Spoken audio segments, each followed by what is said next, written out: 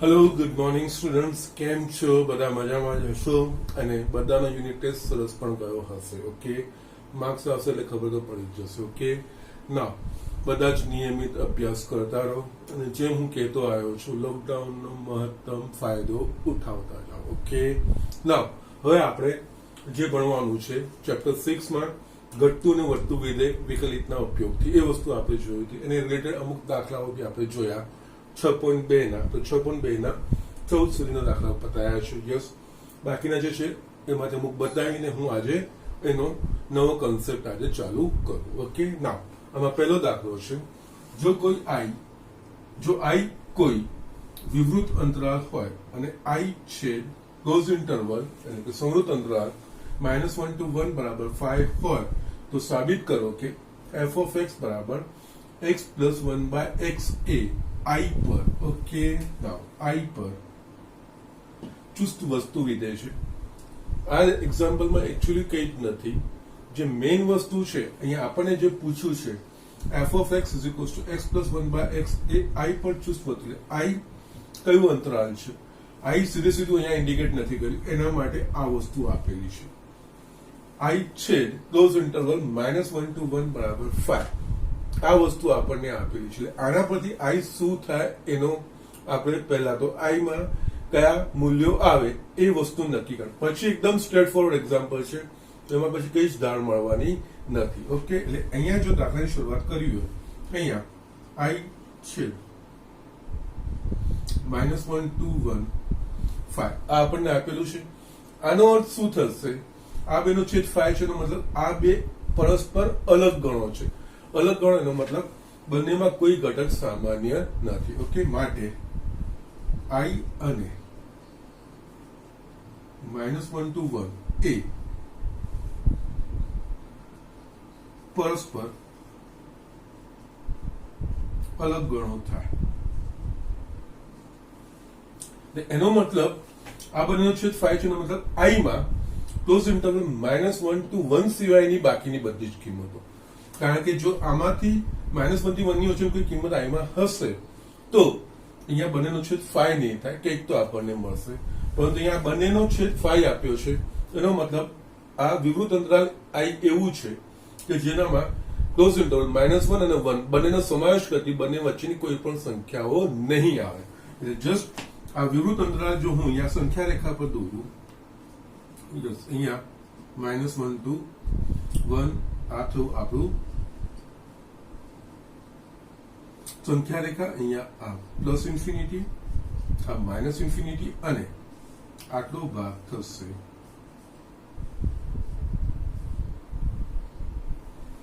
Okay, એ close interval થશે આ -1 to 1. Okay, અને વિવૃત અંતરાલો કે સંવૃત અંતરાલો હોય ને તો એમાં હંમેશા વાસ્તવિક સંખ્યા હોય, કારણ કે વિવૃત અંતરાલ કે સંવૃત અંતરાલ એ વાસ્તવિક સંખ્યાના ગણ r ના ઉપગણો છે. ઓકે, એટલે જ્યારે બી વિવૃત અંતરાલ હોય એટલે કે ઓપન ઇન્ટરવલમાં કોઈ કિંમતો હોય કે ક્લોઝ ઇન્ટરવલમાં આપણને કોઈ વસ્તુ કિંમતો આપેલી હોય તો એ બધી કિંમતો એની વચ્ચેની બધી જ વાસ્તવિક કિંમતો કહેવાય. અહીંયા આપણને એ પણ મેન્શન કર્યું છે આઈ કોઈ વિવૃત અંતરાલ એવું મેન્શન પણ કર્યું છે. એટલે આઈમાં બધી વાસ્તવિક કિંમતો હશે, પણ કેવી વાસ્તવિક કિંમતો હશે કે આના સિવાયની. અહીંયા આના સિવાયની એનો મતલબ આ બાકી ભાગ રહ્યો -1 કરતા નાની હોય અથવા તો 1 કરતા મોટી હોય. ઓકે, ના માટે યસ આઈ બરાબર યસ -ઇન્ફિનિટી ટુ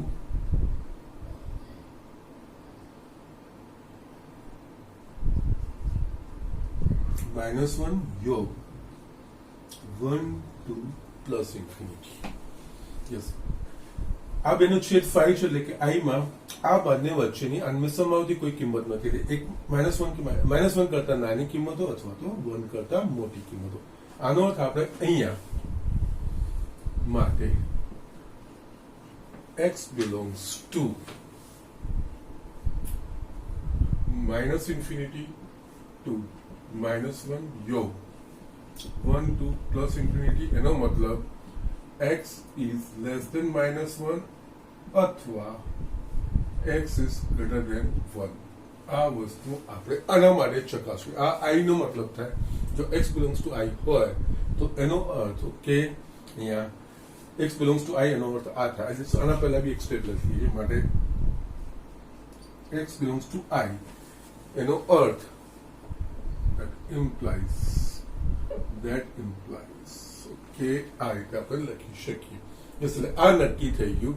આપણે જે આ વિધેય નું નેચર એટલે કે જે પરિણામ જે છે વધતું છે ઘટતું છે બદલવા માટે આપણે આ x ની આ કિંમતો માટે ચકાસવાનું રહેશે. ઓકે, હવે આપણે યસ આ વસ્તુ હવે f of x is equals to x plus 1 by x વધતું કે ઘટતું વિધેય શોધવા માટે આપણને f dash x જોઈશે. ઓકે, માટે આનું વિકલન f dash x બરાબર d by dx એટલે આ બાજુ બી x ને સાપેક્ષ વિકલન d by dx of x 1 d by dx of 1 by x is equals to -1 upon x square. માટે f dash x is equals to લસા x ની સ્ક્વેર નીકળશે x square -1 આ વસ્તુ આવ્યું. હવે યસ i પર વધતું વિધેય એટલે i ની કિંમતો માટે યસ અહીંયા આપણે જોઈએ તો f dash x બરાબર x square -1 છેદમાં x square છે. નાવ અહીંયા x ની મૂલ્યો -1 કરતા નાનું અથવા -1 કરતા મોટું એટલે અહીંયા હવે આપણે જોઈશું હવે x greater than less than -1 અથવા x greater than 1 માટે. ઓકે, ના કારણ કે x belongs to i એટલે i નો મતલબ x ના મૂલ્યો આ થાય એમ પહેલા સ્પષ્ટ કરી દીધું છે. ઓકે, ના x અહીંયા જે f dash x ના મૂલ્યો છે એ આપણે ચકાસવાના રહેશે. અહીંયા વર્ગ છે યસ x less than -1 હોય કે x greater than 1 વર્ગ 1 કરતા મોટો જવાનો. ઓકે, માટે x square greater than 1. બસ આપણે આખું આ f dash x જ કરવાનું છે, બીજું કંઈ નહીં. આ x square greater than 1 એટલે આ છેદ ધન કોઈ સંખ્યા આવશે કરતા મોટી. ઓકે, એ જ રીતે માટે એના પ્રમાણે x square -1 greater than 0 એટલે અહીંયા જોઈએ તો અંશમાં x square માઇનસ એ કોઈ ધન સંખ્યા છે ને છેદમાં x square એ 1 કરતા મોટી કોઈ ધન સંખ્યા છે એટલે માટે બંને ધન સંખ્યાઓ છે. અને બંને ધન સંખ્યાઓનો ભાગાકાર હંમેશા ધન સંખ્યા હોય માટે અહીંયા x square -1 છેદમાં x square greater than 0 માટે આ બીજું કંઈ નથી f dash x છે. અહીંયા x belongs to I માટે f dash x greater than 0 મળે છે. માટે f એ I પર ચુસ્ત વધતું વિધેય છે. ઓકે, યસ મેઇન વસ્તુ આ હતી. અહીંયા આ જે સ્ટેટમેન્ટ છે અહીંયા x ના મૂલ્ય સીધે આપણને આપ્યા નથી પણ જે શરતો આપી છે જે કન્ડિશન આપી છે એના પ્રમાણે પહેલા x ની કઈ કિંમતો આવી શકે i માં કઈ કિંમતો આવી શકે એ નક્કી કરવાનું. પછી તો સ્ટ્રેટ ફોરવર્ડ એક્ઝામ્પલ છે અને છેલ્લે તમે આ રીતે તમે યસ વર્ગવાળા પદો હોય ને ત્યારે તો બહુ સિમ્પલ થઈ જાય. ત્યારે આપણે આવી રીતે f dash x નું મૂલ્ય આપેલી x ની કિંમત માટે શોધીને આપણે સરળતાથી આગળ નીકળી જઈ શકીએ છીએ. ઓકે, સો જસ્ટ ઝડપથી આ વસ્તુ લખી લો. નેક્સ્ટ એક્ઝામ્પલ આપણે જોઈએ. સ્ટુડન્ટ્સ અહીંયા મેં 17 નેક્સ્ટ એક્ઝામ્પલ લખ્યો છે. સાબિત કરો કે વિધેય f of x બરાબર log mod cos x A 0 to π/2 પર ચુસ્ત વધતું વિધેય છે તથા 3π/2 to 2π વિવૃત અંતરાલ 3π/2 to 2π પર ચુસ્ત વધતું વિધેય છે એવું આપણે સાબિત કરવાનું છે. ઓકે, અહીંયા માનાંક છે એટલે મેં આ દાખલો લીધો છે, અધરવાઇઝ નહીં તો સિમ્પલ થઈ જતો, એનો કોઈ વાંધો નથી. હવે જ્યારે પણ વિધેયમાં માનાંક આવે ત્યારે આપણે થોડુંક સંભાળવાનું હોય. માનાંક સાથે દાખલા નહીં, માનાંક દૂર કરવું પડે. માનાંક દૂર કરવા માટે જેના પર વ્યાખ્યાયિત હોય એ વસ્તુ આપણે સમજવાની હોય. ઓકે, નાવ અહીંયા એ 0 to π/2 પર ચુસ્ત વધતું એટલે અહીંયા 0 to π/2 એટલે કે પહેલું ચરણ x એટલે કે અહીંયા આપણને x ના મૂલ્યો આપી દીધા કે કયા x ના મૂલ્યો માટે ચકાસવાનું છે. ઓકે, જે આગળના એક્ઝામ્પલમાં નહોતું અને આપણે એ x ના મૂલ્યો આપેલી શરત પરથી તારવ્યા હતા. અહીંયા 0 to π/2 એટલે પહેલું ચરણ, પહેલા ચરણમાં cos ધન કે ઋણ, તો પહેલા ચરણમાં cos ધન એટલે અહીંયા માનાંકની અંદરનું મૂલ્ય જો ધન હોય તો માનાંકનું ચિહ્ન દૂર કરીને આપણે જેમ છે એમ લખીએ. અને જો માનાંકની અંદરનું આપેલી મૂલ્યો માટે માનાંકની અંદરનું મૂલ્ય ઋણ હોય તો આપણે માનાંક દૂર કરીને એની આગળ ઋણ નિશાની મૂકીએ છીએ એ મેઇન માનાંકના વિધેયની જે ડેફિનેશન છે એકોર્ડિંગલી એના પ્રમાણે આપણે કરીએ છીએ. યસ, અહીંયા એક બીજી આડ વાત બતાવી દઉં. અહીંયા 0 to π/2 છે, એની જગ્યાએ જો 0 to અહીંયા બીજું કઈ નહીં 0 to π એવું કીધું તો 0 to π પણ વધતું છે કે ઘટતું એ આપણને પૂછવું હતું કે અથવા 0 થી π માં કયા અંતરાલમાં વધતું કે ઘટતું એવું પૂછવું હોય તો અહીંયા 0 to π જો 0 to π હોત તો યસ પહેલા ચરણમાં કોસ ધન છે અને બીજા ચરણમાં કોસ ઋણ છે તો એ વખતે આપણે આના બે ભાગ કરવા પડે. મૂળ f of x ના જ 0 to π/2 માટે કોસ ધન થશે તો log f of x બરાબર 0 to π/2 માં એટલે કે પહેલા ચરણમાં કોસ ધન છે તો માનાંક દૂર કરીને આપણે f of x log cos x લેતા અને π/2 to π બીજું ચરણ થયું. બીજા ચરણમાં જે કોસનું મૂલ્ય છે ઋણ છે તો ત્યાં આપણે f of x બરાબર log કૌંસમાં માઇનસ cos x કારણ કે બીજા ચરણમાં કોસ ઋણ છે એટલે માનાંકનું ચિહ્ન દૂર કરીને આપણે માઇનસ ઋણ લઈને એ થાય દાખલો પછી ચેક કરો. એટલે અહીંયા ત્યારે બંને માટે f of x અલગ થતા અને એના પ્રમાણે આપણે અલગ અલગ વિચારવું પડતું. અહીંયા બીજી એક વસ્તુ એક આ કીધું છે બીજું આ 0 to π/2 એટલે કે પહેલું ચરણ અને 3π/2 to 2π એટલે કે ચોથું ચરણ. પહેલા અને ચોથા બંનેમાં cos ધન છે એટલે બંનેમાં f of x common log cos x જ થશે એટલે એનો કઈ વાંધો નથી. ઓકે, પણ ઇન કેસ આ જસ્ટ મેં તમને આપણે જયારે એક્ઝામ્પલ કરીએ 11મા 12ના દાખલા કરવામાં આ વસ્તુ જ ધ્યાન રાખવાનું હોય. જે આપેલું છે તો એના સિવાય આપણે કંઈક વિશેષ વિચાર આના સિવાય જો આવું બીજું કંઈ આપેલું હોત તો શું કરાય જો એવો વિચાર તમને આવે અને એ પ્રમાણે જો તમારા દાખલાનો એપ્રોચ આવે તો યસ તમે ઘણી બધી અલગ અલગ સિચ્યુએશન માંથી બહાર નીકળી શકો છો. ઓકે, એમાંની મેં એક તમને બતાવ્યું કે યસ 0 to π આપી દીધું હોત તો અહીંયા આપણે f of x જ બે લેવા પડતા. 0 to π/2 માટે f of x બરાબર log cos x અને π/2 to π માટે f of x બરાબર log minus cos x. Okay, કારણ કે π/2 to π બીજું ચરણ અને બીજા ચરણમાં કોસ ઋણ માનાંકનું ચિહ્ન દૂર કરીને એના પ્રમાણે જો અંદર માનાંકની અંદરનું મૂલ્ય આપેલા મૂલ્ય x ના મૂલ્યો માટે માનાંકની અંદરનું મૂલ્ય જો ઋણ થતું હોય તો માનાંકનું ચિહ્ન દૂર કરીને આપણે બહાર માઇનસ ચિહ્ન મૂકીએ. ઓકે, સો જસ્ટ હમણાં જે આપણને દાખલો આપ્યો છે એના પ્રમાણે જોઈએ. ઓકે, ના ના છે એના માટે ચરણ આ લખી દઉં તમને ખબર તો હશે જ આ 0 π/2 π 3π/2 ના 2π. ઓકે, 0 to π/2 પહેલું ચરણ 3π/2 2π એ ચોથું ચરણ. ઓકે, યસ નાઉ અહીંયા દાખલો આપણે શરૂઆત કરીએ. f of x is equals to log mod cos x. Okay, now હવે x belongs to 0 to π/2 માટે એટલે કે પહેલું ચરણ થયું cos x greater than 0 માટે અહીંયા આપણે લખવાનું f of x is equals to log cos x. Yes, માનાંકની અંદર મૂલ્ય ધન છે એટલે માનાંક ચિહ્ન દૂર કરીને જેમ છે એમ જ લખવાનું. યસ, હવે ઘટતું કે વધતું આપણે ચકાસવાનું છે એના માટે આપણે f' જોઈશે એટલે માટે આનું વિકલન f' બરાબર d/dx of log x એટલે 1/x x ની જગ્યાએ cos x એટલે 1 cos x into d/dx of જેને x સમજીને પહેલા વિકલિત કર્યું છે એનું પાછું વિકલન કરવાનું એટલે અહીંયા f' d/dx of cos x એટલે minus sin x upon cos x માટે f' is equals to minus 10x. Okay, આ વસ્તુ આવી ગઈ.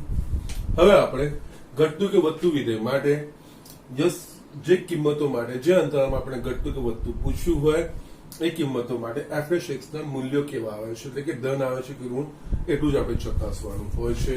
ના હવે x belongs to 0 to π/2 x belongs to 0 to π/2 માટે એટલે કે પ્રથમ ચરણમાં બધા જ ત્રિકોણમિતિય જે ધન હોય એટલે કે 10x greater than 0 પણ અહીંયા આપણે શું ચકાસવાનું છે માઇનસ 10x એટલે માઇનસ વડે ગુણીશું એટલે અસમાનતા બદલાઈ જશે ઉલટાઈ જશે માટે minus 10x less than 0 minus 10x બીજું કઈ નહીં f' છે અહીંયા f dash x less than 0 એટલે x belongs to 0 to pi by 2 માટે f dash x નું મૂલ્ય ઋણ મળે છે એટલે આ ચુસ્ત ઘટતું વિધેય કારણ કે લેસ ધેન 0 છે માટે યસ f એ અંતરાલ 0 to pi by 2 માં ચુસ્ત ઘટતું વિધેય છે. Okay, now for next part, 3 pi by 2 to 2 pi. Now x belongs to 3 pi by 2 2 pi એટલે ચોથું ચરણ. 3 pi by 2 to 2 pi માટે ચોથા ચરણમાં tan કેવું કારણ કે f dash x માં શું આવ્યું છે a, f dash x માં tan x છે. ચોથા ચરણમાં tan ઋણ tan x less than 0 આપણે f dash x માં minus tan x એટલે માઇનસ વડે ગુણીશું એટલે અસમાનતા ઉલટાવવાની. minus tan x greater than 0 minus tan x બીજું કઈ નહીં f dash x greater than 0 મળે એટલે અહીંયા 3 pi by 2 to 2 pi એટલે x ચોથા ચરણમાં હોય ત્યારે f dash x નું મૂલ્ય ધન મળે છે એટલે ચુસ્ત વધતું મળે છે માટે f એ અંતરાલ 3 pi by 2 to 2 pi માં ચુસ્ત વધતું વિધેય. આ રીતે દાખલાઓ કરવાના છે બીજું કઈ જ નથી. Okay so just write down quickly. આ સ્વાધ્યાયનો છેલ્લો દાખલો હું તમને 19મો બતાવી દઉં છું. યસ સ્ટુડન્ટ્સ આ સ્વાધ્યાયનો છેલ્લો દાખલો નીચે આપેલા અંતરાલો પૈકી કયા અંતરાલમાં y is equals to x square e raised to minus x વધતું વિધેય છે. એટલે કયા અંતરાલમાં આના f dash x નું મૂલ્ય એટલે કે અહીંયા y છે તો dy by dx નું મૂલ્ય greater than 0 મળે, greater than or equals to 0 મળે કારણ કે ફક્ત વધતું વિધેય લખ્યું છે ને. આ જે શબ્દો ધ્યાન રાખવાનું dy by dx greater than or equals to 0 મળે. અહીંયા y એ x નું વિધેય આને તમે f of x તરીકે પણ લઈ શકો છો, કોઈ પ્રોબ્લેમ નહીં. અને I just advise that thing આપણે અત્યાર સુધી f of x એવું લેતા આવ્યા છે તો જસ્ટ f of x લખવામાં કોઈ જ વાંધો નથી. ધારો કે yes y is equals to f નું વિધેય છે એટલે f of x is equals to x square into e raised to minus x. Yes વધતું કે ઘટતું એના માટે આપણે વિકલિત શોધવું પડે. પહેલા તો આનું વિકલિત માટે f dash x is equals to yes આ બેનો ગુણાકાર. આ ડાયરેક્ટ હવે કરવાનું છે, કોઈ તમારે સ્ટેપ્સ લખવાની જરૂર નથી કે d by dx આના ગુણ્યા આ એના બરાબર u into d by dx plus v into du by dx એ કોઈ જ કરવાની જરૂર નથી, ડાયરેક્ટ તમે લખી શકો છો. હવે કારણ કે આમાં આ વિકલિતનું ચેપ્ટર નથી પણ વિકલિતનો ઉપયોગ છે એટલે જસ્ટ આવી બધી વસ્તુઓ આપણે કારણ કે એ 5મા ચેપ્ટરમાં ભણ્યા છે, 5મા ચેપ્ટરના દાખલા તો કદાચ આપણે સ્ટેપ લખતા, પરંતુ અહીંયા તમારે આ u into dv by dx plus v into d એવું કંઈ લખવાની જરૂર નથી. સીધા પેલા આ જેમ છે તેમ આનું વિકલિત જે આવતું એ લખી નાખવાનું પ્લસ બીજું આ જેમ છે તેમ આનું જે વિકલિત આવતું એ લખી નાખવાનું. એ પ્રેક્ટિસ રાખવાનું કે આનું વિકલન બે ગુણાકાર છે અહીંયા x સ્ક્વેર આનું e raised to minus x into minus 1 plus બીજા કિસ્સામાં e raised to minus x આનું વિકલિત 2x બંનેમાંથી કંઈક સામાન્ય નીકળે એવું છે કે નહીં. ઓકે પહેલા તો આપણે જસ્ટ આને આ minus x square e raised to minus x plus 2x e raised to minus x આ રીતે આપણે લખી દઈએ. બંનેમાંથી કંઈક સામાન્ય નીકળે એવું છે કે નહીં તો યસ બંનેમાંથી આપણા પાસે x e raised to minus x સામાન્ય નીકળે એવું છે. ઓકે યસ માઇનસ કોમન જ કાઢી નાખો ને minus x e raised to minus x એટલે અહીંયા મારા પાસે શું બચશે x minus 2 અને વ્યવસ્થિત લખીએ તો minus e raised to minus x x minus 2 yes આપણા પાસે f dash x. ઓકે નાઉ એકચ્યુઅલી આ x ની બધી જ વાસ્તવિક કિંમતો વ્યાખ્યાયિત છે એટલે બધી x ની વાસ્તવિક કિંમતો માટે આપણે અહીંયા ચકાસવાનું હોય અને એમાંથી જે મેચ થતું હોય આપણે કરવાનું છે. અહીંયા અગેન આમાં એક આ પદ આ તો બરોબર છે અવયવો છે x અને x minus 2 એ આપણા પાસે અવયવો છે. યસ આમાં અમુક પદો છે ને ચોક્કસ જે રીતે કે વર્ગ હોય તો હંમેશા greater than equals to 0 હોય. એ જ રીતે અહીંયા e raised to minus x એ હંમેશા ધન, ભલે આની ઋણ ઘાત હોય કે ધન ઘાત હોય, એની ધન ઘાત કે ઋણ ઘાત એનું મૂલ્ય હંમેશા ધન ગ્રેટર દેન 0, 0 પણ ના આવે, ગ્રેટર દેન 0. ઓકે, જસ્ટ આ બધી જે વસ્તુ બાજુ પર મૂકી દેવાનું, પછી તમારે ચકાસવાનું હોય, બીજું કંઈ જ નહીં. અહીંયા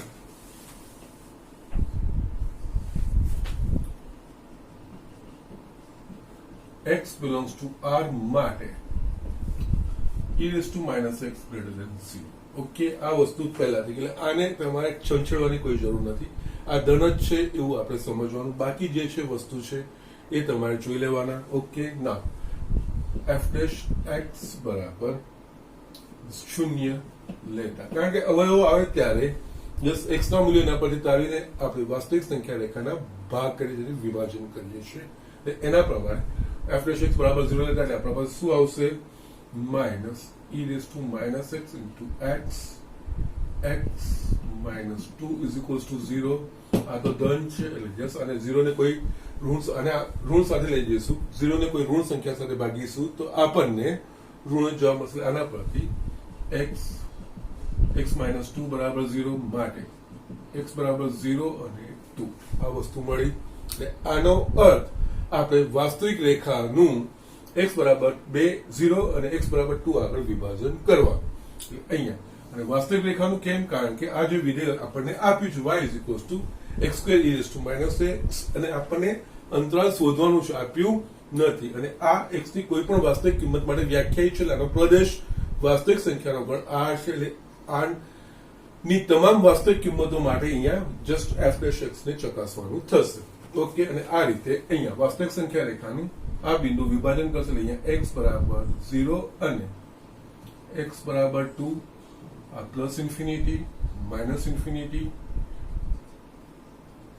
અને તમે જોઈ શકો છો બધા જ અંતરાલ અહીંયા આપેલા હશે. Okay, so don't bother about that thing. અહીંયા આ ભાગ થશે x લેસ ધેન 0, આ થશે 0 less than x less than 2, અને આ ભાગ થશે x ગ્રેટર ધેન 2. યસ, અંતરાલ સ્વરૂપમાં લખવું હશે તો આ થશે માઇનસ ઇન્ફિનિટી ટુ 0 થશે. યસ, આ થશે 0 to 2, અને આ થશે 0 to પ્લસ ઇન્ફિનિટી. ઓકે, આમાંથી કયું અંતરાલ નથી આપેલું, એકચ્યુઅલી ચકાસવાની જરૂરત ના પડે. યસ, જોઈએ શું થાય છે. આવું કોઈ અંતરાલ માઇનસ ઇન્ફિનિટી ટુ 0 તો નથી જ આપેલું, 0 to 2 આપેલું છે, અને 2 to પ્લસ ઇન્ફિનિટી આ વસ્તુ આપણને આપેલી છે. ઓકે, નાવ એના પ્રમાણે આપણે આમાં આગળ વધીએ. ઓકે, નાવ અહીંયા યસ, જ્યારે બી આ રીતે અવયવો આવે છે, યસ તમારે અંતરાલ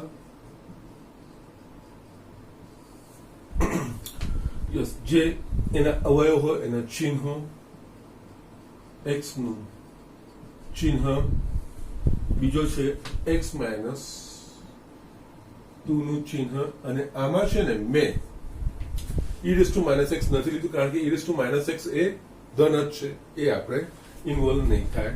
અને અહીંયા છેલ્લે f dash x નું ચિહ્ન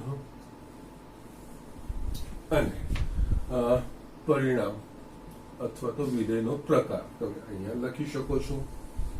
યસ, અહીંયા અંતરાલ પહેલું થશે માઇનસ ઇન્ફિનિટી ટુ 0, બીજું અંતરાલ છે મારા પાસે 0 to 2, ત્રીજું અંતરાલ છે 2 to plus infinity. Okay, just line દોરી દો જેનાથી મિક્સ ના થાય. આપણું આટલા પાસે આટલું આવી ગયું. ના અહીંયા યસ, અહીંયા તો x લેસ ધેન 0 x નું ચિહ્ન નેગેટિવ થશે. x માઇનસ 2 નું મૂલ્ય શું થશે? એટલે અહીંયા કોઈ બી યસ x લેસ ધેન 0 એટલે કે -1 લેશે, અહીંયા -1 મૂકશું તો ઋણ જ આવશે, આ બી નેગેટિવ આવશે.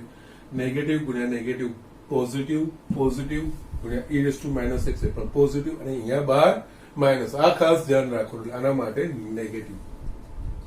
એટલે આમાં જે આપણને મૂલ્ય મળશે એ ઋણ મળશે f dash x નું, એટલે ઘટતું વિધેય. એટલે એનામાં જે સંકેત છે અહીંયા એનો આ દોરશો ને, નીચે દોરશો તો ઘટતું વિધેય અને ઉપર લખશો તો વધતું વિધેય. જસ્ટ આ ઝડપથી આપણે કરી શકીએ એના માટે, અધરવાઇઝ તમારે લખવું પડશે f ઘટતું વિધેય છે એ રીતે.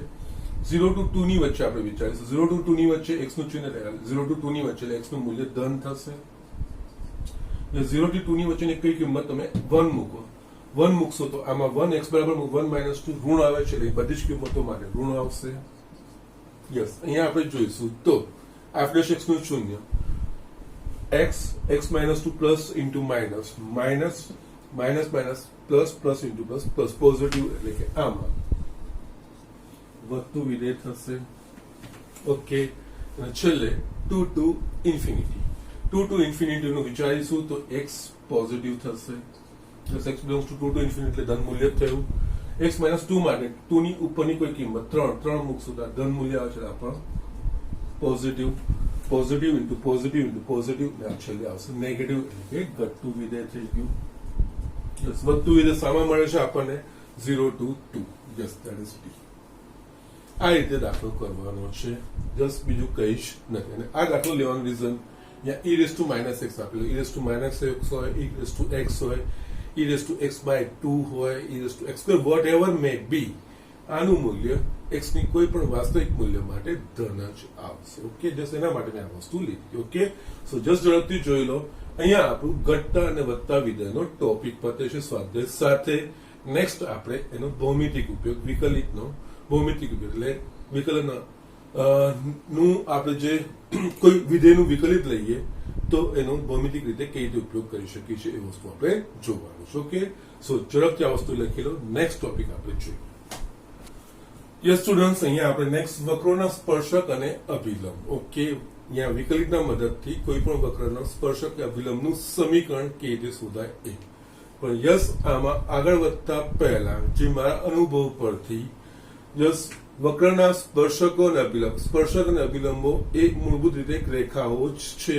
એટલે આમાં જે રેખાઓના કન્સેપ્ટ જે આપણે 11મા ધોરણમાં ભણ્યા હતા, રેખાના ચેપ્ટરમાં, એ વસ્તુ આપણને ખબર હોવા જોઈએ. અને મારો અનુભવ કહે છે કે ઘણા બધા વિદ્યાર્થીઓ આ વસ્તુ ભૂલી ગયા હોય છે અને યસ એ કન્સેપ્ટ નથી ખબર હોતા અને આ પ્રકારના દાખલામાં તકલીફ પડતી હોય છે. ઓકે, એટલે અહીંયા હું શું કરીશ, આ વિકલિતના ઉપયોગથી વક્રના સ્પર્શક અને અભિલંબ શોધતા પહેલા કે એમાં આગળ વધતા પહેલા આપણે જે 11મા રેખાઓ ભણી ગયા હતા એના વિશે થોડી પ્રાઇમરી ઇન્ફોર્મેશન એટલે કે એને રિલેટેડ જે અમુક શરતો છે કે એ બધી વસ્તુ હું પહેલા લખી દઈશ. ઓકે, જેનો આ દાખલાઓમાં આપણે ઉપયોગ કરવાનો આવશે. એટલે એ બધી વસ્તુઓ ખબર હશે તો આ દાખલાઓ આપણે સરળતાથી કરી શકીશું, બીજું કઈ જ નથી. ઓકે, ના એટલે અહીંયા એના માટે જસ્ટ પહેલા હું રેખાની સુરેખાની માહિતી, ઓકે, રેખાના સમીકરણો, એના ઢાળ વિશે, અલગ અલગ સ્વરૂપો વિશે, સમાંતર હોવા માટેની શરત, પર લંબ હોવા માટેની શરત, બે રેખા વચ્ચેના ખૂણાનું માપ,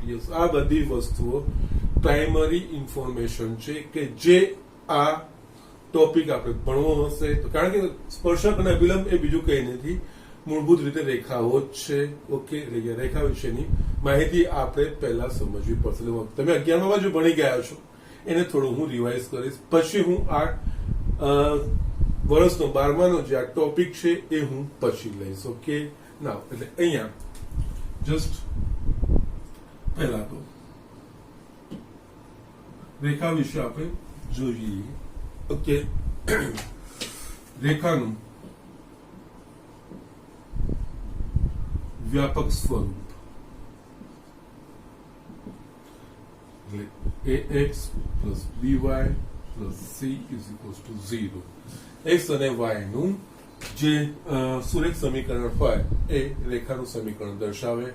અને જરૂર નથી કે x અને y બંને હોય, x એકલું બી હોઈ શકે. x એકલું હશે તો એ x અક્ષને લંબ રેખા થશે અથવા તો y અક્ષને સમાંતર થશે કે y અક્ષ પોતે થાય. જો x વાળું પદ ના આવે, ફક્ત y વાળું પદ હોય તો યસ એ x અક્ષને સમાંતર x અક્ષ પોતે એવી રેખાઓ થશે. યસ, જસ્ટ એ આપણે આગળ એ પણ વસ્તુ બતાવે. પણ આનું વ્યાપક સમીકરણ ax plus by plus c is equals to 0, જ્યાં a b c એ કઈ વાસ્તવિક સંખ્યાઓ છે. ઓકે, હવે જો આમાં ઇમ્પોર્ટન્ટ આવે છે એ રેખાનો ઢાળ. ઓકે, રેખાનો ઢાળ આપણે અલગ અલગ રીતે વ્યાખ્યાયિત કરી શકીએ છીએ.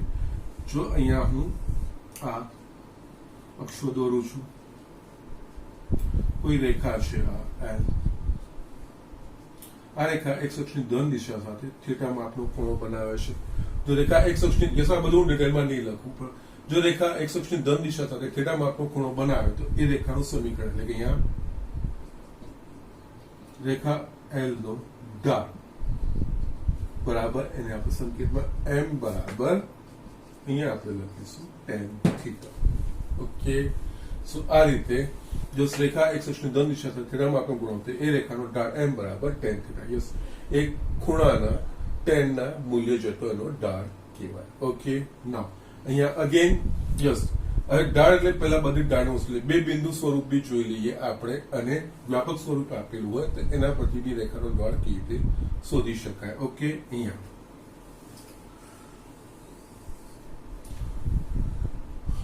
યસ આમાં ફર્સ્ટ સેકન્ડ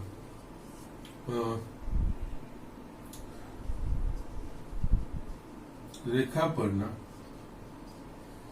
બે ભિન્ન બિંદુ પરથી રેખાનો ઢાળ. ઓકે, લેટ અસ સે અહીંયા હું આ રેખા દોરું છું, આ એલ, એના પરના બે ભિન્ન બિંદુ આપણને આપેલા, ધારો કે a x1 y1 અને અહીંયા b x2 y2 એ આપેલું છે. તો યસ, આ કિસ્સામાં રેખાનો ઢાળ, રેખા L નો ઢાળ m બરાબર ym નો તફાવત છેદમાં xm નો તફાવત, એટલે કે અહીંયા y2 minus y1 upon x2 minus x1. Okay, એટલે આ રીતે રેખાનો ઢાળ. ત્રીજું, જો રેખા ax plus by plus c બરાબર 0 સ્વરૂપમાં હોય, એટલે કે રેખાનું સમીકરણ જ આપી દીધું હોય, તો રેખાનું ઢાળ m બરાબર માઇનસ x નો સહગુણક છેદમાં y નો સહગુણક. અહીંયા x નો સહગુણક એટલે કે અહીંયા છે minus a by b. Yes, આ રીતે જો સાહિત્ય આપણે અલગ અલગ, આ બધી ઇન્ફોર્મેશન આપણને કામ લાગશે. ઓકે, એના સિવાય રેખાઓ કઈ રીતનું હોય, એક તો પહેલા રેખાઓ x અક્ષને સમાંતર હોય કે x અક્ષને લંબ હોય, તો y અક્ષને સમાંતર હોય કે y અક્ષને લંબ હોય, તેમના સૂત્રો જોઈ લઈએ ને એના પ્રમાણે ઢાળ. પહેલા આપણે જસ્ટ જોઈએ, આમાં જો મારે બતાવવાનું છે, જો થીટા બરાબર 0 તો રેખા યસ જો થીટા બરાબર 0 તો રેખાનો ઢાળ m બરાબર tan theta, that is tan 0 is equals to 0. ત્યારે રેખા x અક્ષને સમાંતર હોય અથવા x અક્ષ પોતે, અથવા એને આપણે આ રીતે લખી શકીએ x અક્ષને સંપાતી, એટલે x અક્ષ કે x અક્ષને સમાંતર રેખાનો ઢાળ હંમેશા 0 મળશે. એટલે આપણને ઢાળ 0 આપેલું હોય તો યસ, એના માટે આપણે કહી શકીએ આપેલી રેખા એ x અક્ષ પોતે છે અથવા x અક્ષને સમાંતર છે. આમાં જો થીટા બરાબર π/2 યસ, તો રેખાનો ઢાળ m બરાબર tan theta is equals to tan π/2 અવ્યાખ્યાયિત હોય, તો રેખા યસ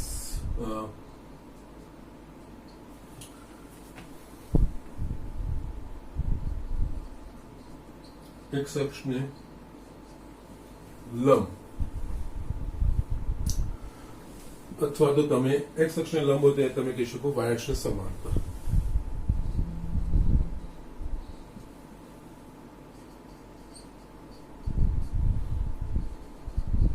અથવા y અક્ષ પોતે અથવા તો y અક્ષને સંપાતી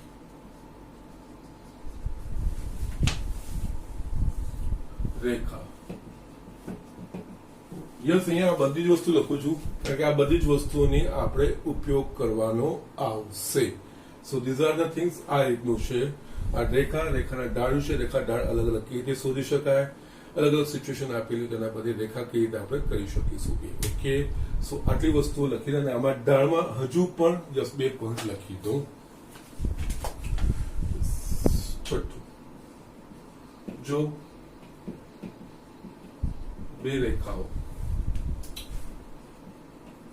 L1 અને L2 ના ઢાળ અનુક્રમે M1 અને M2 હોય તથા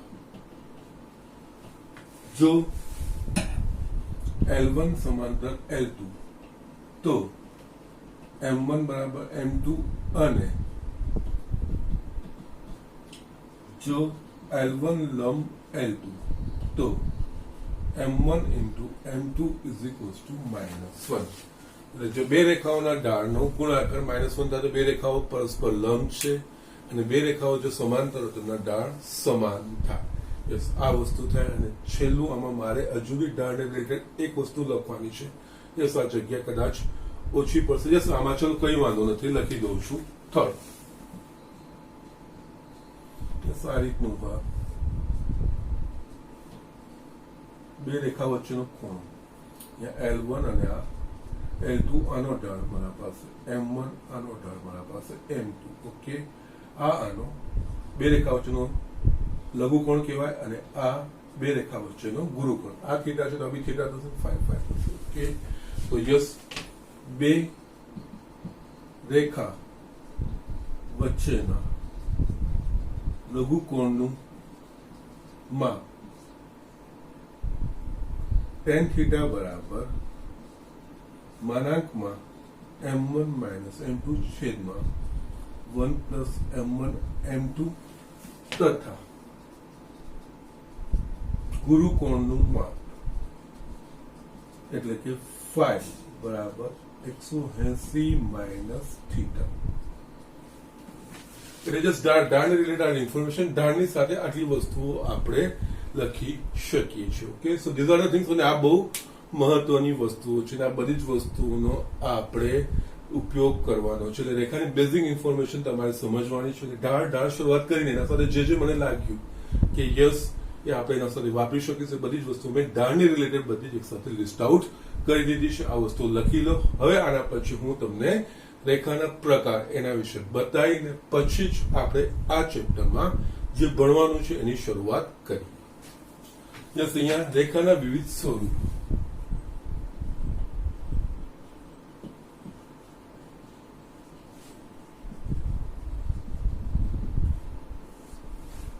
ઓકે, એમાં પહેલું લખું એક્સ અક્ષને સમાંતર રેખાનું સમીકરણ. જસ્ટ આપણે દોરીએ.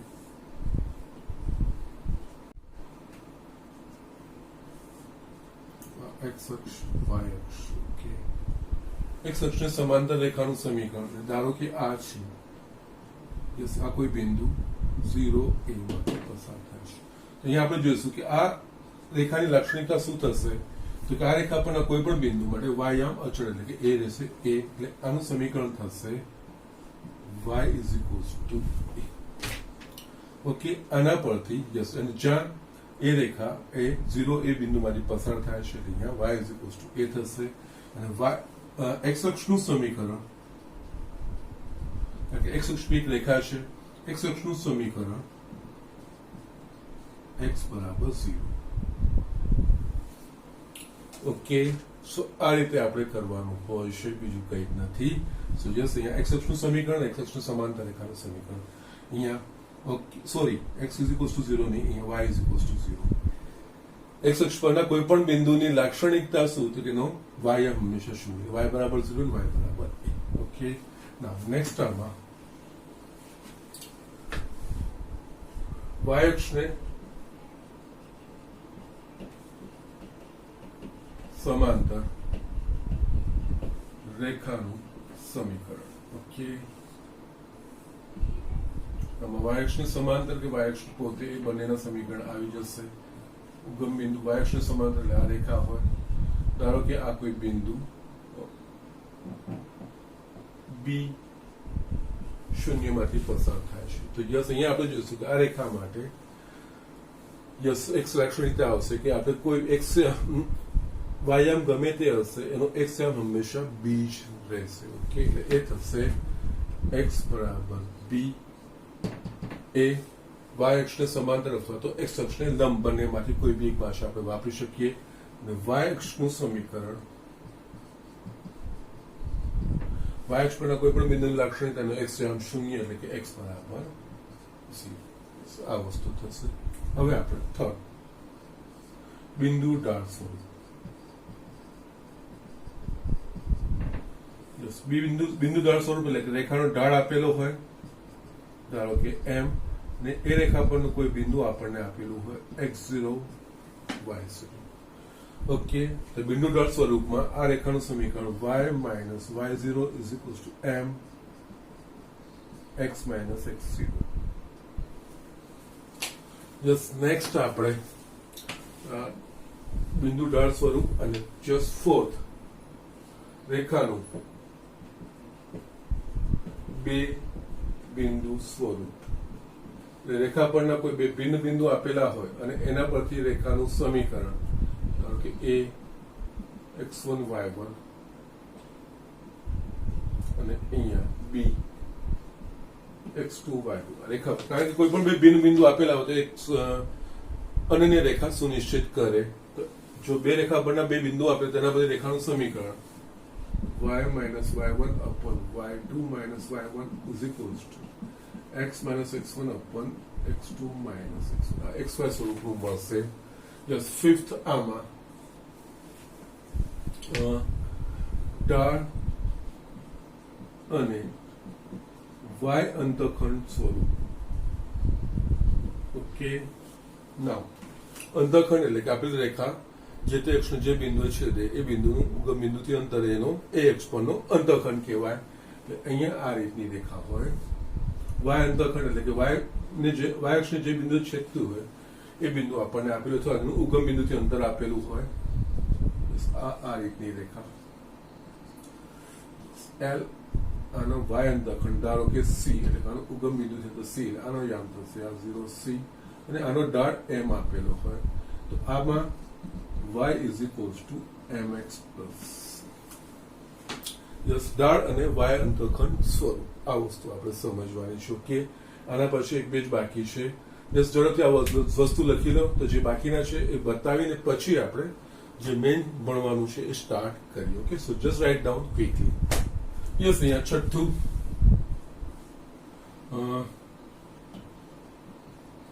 રેખાનો ઢાળ અને x અંતખંડ સ્વરૂપ.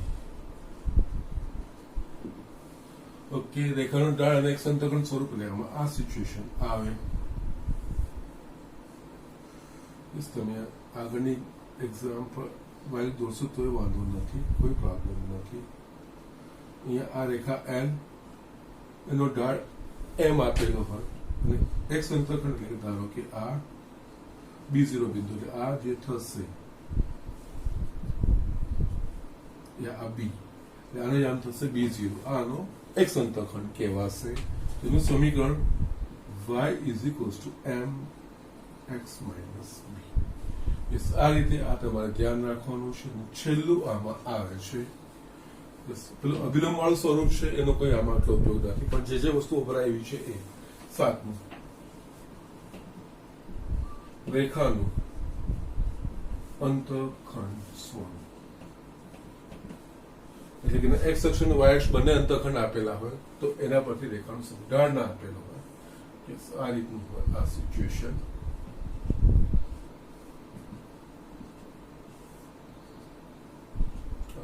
L ધારો કે x અંતખંડ a અને b એટલે આ બિંદુ થાય a0 અને આ થાય 0b.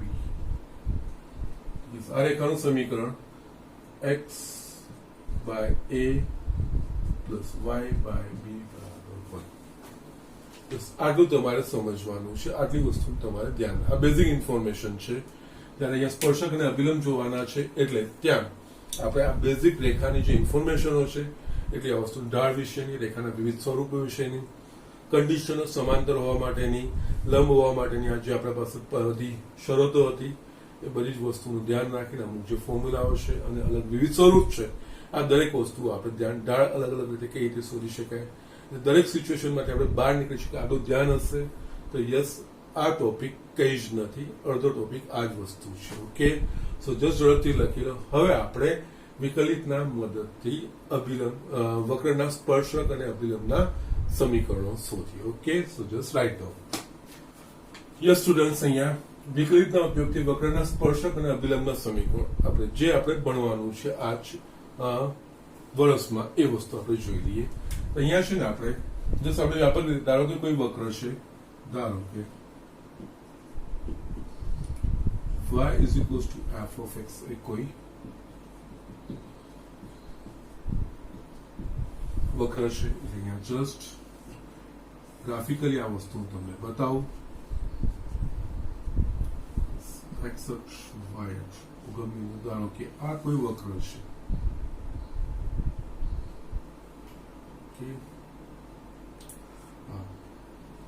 y is equals to f of x. Yes, આ વક્ર આપણે દોરીએ.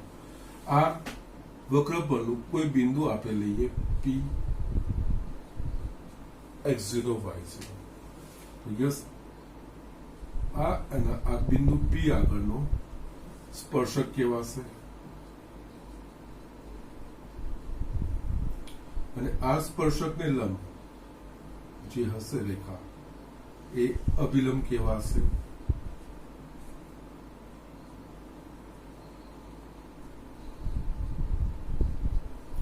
યસ, અહીંયા હવે આપણે એક કન્સેપ્ટ આપણે આગળ ભણી ગયા છીએ. મેં તમને જ્યારે ચેપ્ટર 5 માં મધ્યકમાન પ્રમેયો, રોલનો પ્રમેય અને મધ્યકમાનનો પ્રમેય એ વસ્તુ શીખવાડી ત્યારે મેં તમને ડિટેલમાં એ વસ્તુ સમજાવ્યું હતું. ને એ વખતે મેં તમને કીધું બી હતું એકચ્યુઅલી આ ટોપિક વિકલિતના ઉપયોગમાં આવવા જોઈએ, પરંતુ તમને 5મા ચેપ્ટરમાં મૂક્યા હતા.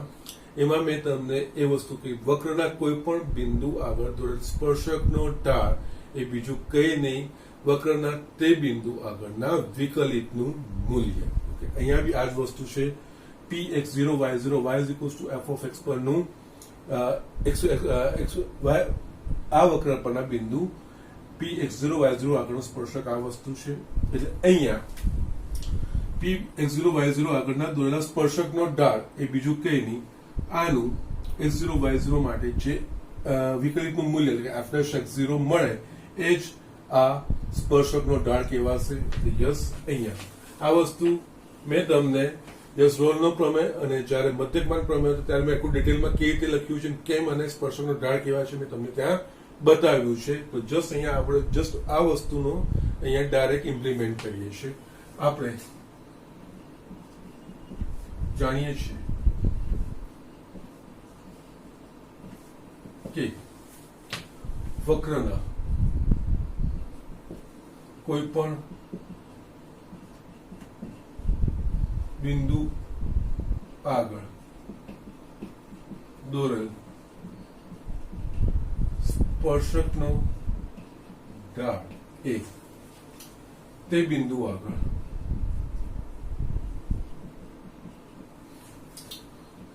વક્રના સમીકરણના વિકલિતના મૂલ્ય જેટલું હોય છે. યસ, અહીંયા y is equals to f of x છે. ઓકે, એટલે આનું વિકલિત એટલે કે f dash x થાય. ઓકે, એટલે અહીંયા યસ આપણે સ્પર્શ બિંદુ કયું લીધું છે x0 y0. અહીંયા સ્પર્શ બિંદુ, યસ આને સ્પર્શ બિંદુ કહેવાય. સ્પર્શ બિંદુ p x0 y0 છે માટે p x0 y0 આગળ y is equals to f of x ના વિકલિતનું મૂલ્ય એ બિંદુ p x0 y0 આગળ દોરેલ સ્પર્શકના ઢાળ જેટલું હોય. એટલે કે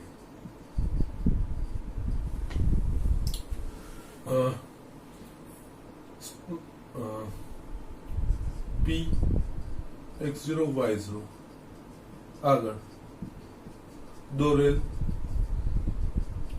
સ્પર્શકનો ઢાળ m બરાબર f ડેશ x0 અથવા તો તમે આ બીજી ભાષામાં લખી શકો yes f dash of x at x0 y0 એટલે આપેલ વક્રના જે બિંદુ આગળ આપણે સ્પર્શકનું સમીકરણ શોધવું હોય તે સ્પર્શકના સમીકરણ શોધવા માટે અહીંયા સ્પર્શકનો ઢાળ યસ તે બિંદુ અને આપણે f ડેશ x શોધી નાખવાનું પછી જે બિંદુ આગળ આપણે સ્પર્શક શોધવાનું હોય એ બિંદુના યામ એ f ડેશ x માં મૂકવાના આપણે એ બિંદુ આગળના સ્પર્શકનો ઢાળ આપણને મળી જાય એટલે યસ અને હવે અહીંયા ઢાળ મળી ગયો એટલે કે આનો ઢાળ બિંદુ x0 y0 છે આનો ઢાળ m બરાબર f ડેશ x0 મળી ગયો આનો ઢાળ f ડેશ x0 છે અને આ કયા બિંદુમાંથી પસાર થાય છે x0 y0 માંથી તો યસ બિંદુ ઢાળ સમીકરણ મુજબ ઓકે યસ હવે યસ સ્પર્શક અને હજુ બી થોડું હવે બિંદુ P x0 y0 આગળ દોરેલ સ્પર્શકનો ઢાળ f ડેશ x0 છે તથા આ સ્પર્શક બિંદુ x0 y0 માંથી પસાર થાય છે માટે રેખાના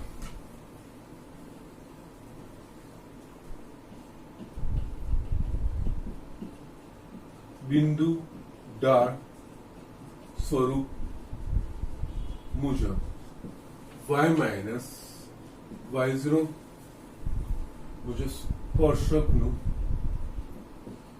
સમીકરણ y માઇનસ y0 યસ અહીંયા m એટલે કે આપણા પાસે છે f dash x0 x minus x0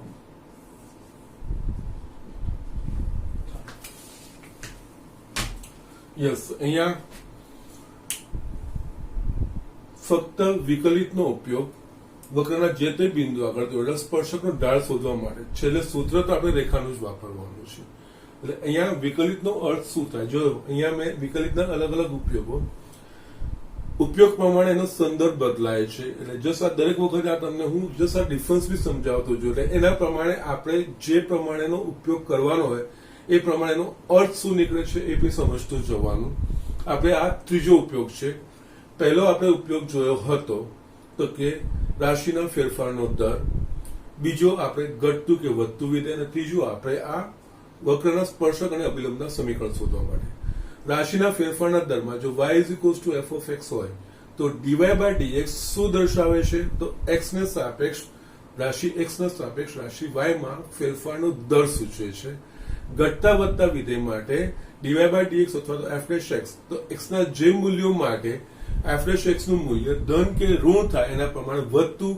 x ના એ મૂલ્યો માટે વધતું કે ઘટતું વિધેય છે એવો અર્થ કહેવાનો અને અહીંયા કોઈ વક્રના સ્પર્શક શોધવાના હોય તો અહીંયા ફક્ત આપેલા બિંદુ આગળ તે વિધેયનું વિકલિતનું મૂલ્ય એ બિંદુ આગળ દોરેલા સ્પર્શકનો ઢાળ માત્ર આપે છે ઢાળ મળી જાય પછી આપણે જસ્ટ હમણાં જો રેખાના સમીકરણ રેખાના ઢાળ બિંદુ સમીકરણ મુજબ કારણ કે અહીંયા x0 y0 પરનો બિંદુ છે એટલે અહીંયા f ડેશ x0 એટલે આનું આપણે y is equals to f of x એનું વિકલિત f ડેશ x શોધીએ પછી એમાં x0 y0 ના મૂલ્યો મૂકીશું એટલે f ડેશ x0 શોધીશું તો જે મૂલ્ય મળશે એ x0 y0 આગળ દોરેલ સ્પર્શકનો ઢાળ m આપશે અને હવે ઢાળ બિંદુ પ્રમાણે આનો ઢાળ મળી ગયો અને આ રેખા બિંદુ x0 y0 માંથી પસાર થાય છે એટલે આ સ્પર્શકનું સમીકરણ કારણ કે સ્પર્શક એ બીજું કંઈ નહીં મૂળભૂત રીતે એક રેખા છે એટલે રેખાનું સમીકરણ જ આવે એટલે આનો ઢાળ f ડેશ x0 અને x0 y0 બિંદુમાંથી પસાર થાય છે જે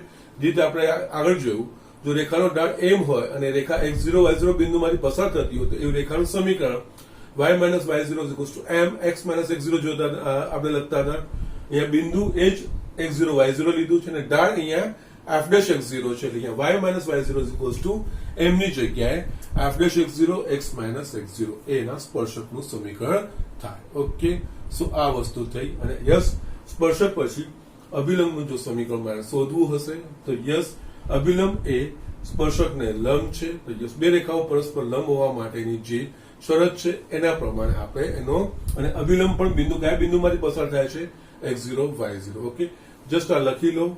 જસ્ટ મેં જેટલું બી સમજાવ્યું છે, જે દરેક વસ્તુ મેં અહીંયા લખ્યું છે, વ્યવસ્થિત આ વસ્તુ લખી લો. અહીંયા હવે આનું અભિલંબનું પણ આપણે આગળ એક્સટેન્શન બતાવી દઈએ. યસ સ્ટુડન્ટ્સ, અહીંયા આપણે અભિલંબ માટે લખીએ તો હવે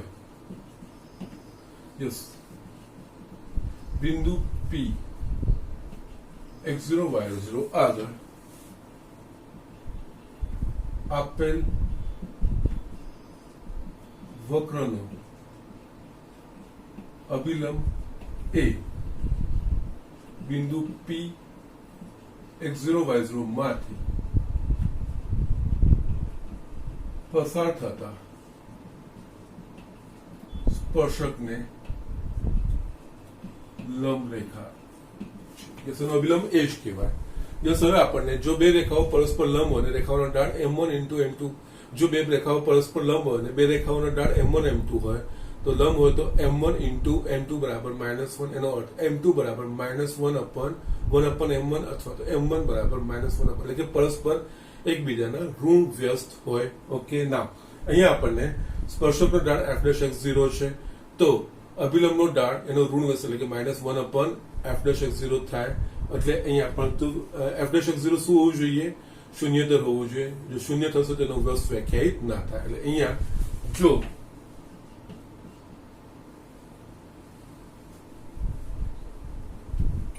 સ્પર્શકનો ઢાળ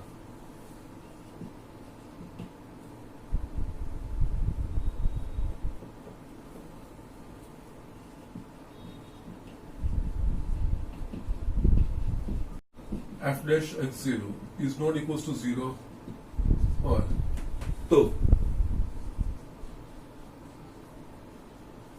અભિલંબનો ઢાળ -1 upon f dash x0 થાય. કારણ કે બે પરસ્પર લંબ રેખાઓના ઢાળનો ગુણાકાર -1 એટલે કે m1 બરાબર -1 upon m2 અથવા તો m2 બરાબર -1 upon m1. અહીંયા જો f dash x0 ને m1 કહીએ અને અભિલંબના ઢાળને આપણે m2 કહીએ તો યસ m2 એ f dash x0 નો ઋણ વ્યસ્ત થાય. ઓકે, સો આપણને આ ઢાળ મળી ગયો તથા અભિલંબ પણ બિંદુ P x0 y0 માંથી પસાર થાય છે. ઓકે, એટલે જસ્ટ આનો ઢાળ f dash x0 હોય તો અભિલંબનો ઢાળ yes -1 upon f dash x0 થાય. આનો ઢાળ -1 upon f dash x0 અને આ બિંદુ x0 y0 માંથી પસાર થાય છે માટે રેખાના બિંદુ ઢાળ સ્વરૂપ મુજબ અભિલંબનું સમીકરણ y minus y0 is equals to -1 upon f dash x0 into x minus x0 થાય. ઓકે, સો જસ્ટ આ રીતનું છે. અહીંયા કોઈ પણ વક્રાકારના સ્પર્શક કે અભિલંબનું સમીકરણ શોધવું તો અહીંયા વિકલનના મદદથી આપણે એનો એ સ્પર્શક કે અભિલંબનો માત્ર ઢાળ શોધી શકીએ. અને ઢાળ પછી આપણે તો બેઝિક જે બિંદુ ઢાળ સ્વરૂપ છે, બિંદુ ઢાળ સ્વરૂપ મુજબ આપણે એ સ્પર્શક કે અભિલંબના સમીકરણો શોધવાના છે. સો આ રીતનું છે, આનો આપણે ઉપયોગ કરવો છે. આમાં હજુ પણ મારે એક નોટ લખાવવાની છે, પણ આજે સમય થઈ રહ્યો છે. નેક્સ્ટ મેં જસ્ટ નાની નોટ છે એ બતાવીને આના આધારિત પર આપણે દાખલાઓ કરીશું. Okay, so these are the things. પણ આ બધું જ વ્યવસ્થિત વાંચી લેજો. એક પછી એક ઉપયોગો છે, સરળ છે, કોઈ અઘરી વસ્તુ તો નથી. જસ્ટ બેઝિક અન્ડરસ્ટેન્ડિંગ ડેવલપ કરવાની છે. બાકી આ જે ઉપયોગ હોય એના પ્રમાણે વિકલિતનો સંદર્ભ ખાસ સમજજો કે વિકલિત કયા સંદર્ભમાં આપણે ઉપયોગ કરીએ છીએ એ વસ્તુનું ખાસ ધ્યાન રાખવાનું છે. આજનું હું તમને હોમવર્ક લખાઈ દઉં છું. સ્વાધ્યાય 6.2 ના દાખલાઓ છે અને જે પ્રમાણે કર્યા છે એના પ્રમાણે જ છે, મેં કરાવડાયા છે. કોઈ વધારે દાખલાઓ નથી. એક્ઝામ્પલ 16 અને 18 જસ્ટ બે તમારે કરવાના છે, બાકીના મેં બતાવી દીધા છે. ઓકે, સો જસ્ટ આ રીતે છે આજનું હોમવર્ક છે. હોમવર્ક કરીને મને બતાવજો. અને યસ, બધા જ નિયમિત સારી રીતે અભ્યાસ કરતા રહો, એવા જ મારા વિશેષ. ઓકે, અહીંયા હું આજનું લેક્ચર પૂરું કરું છું.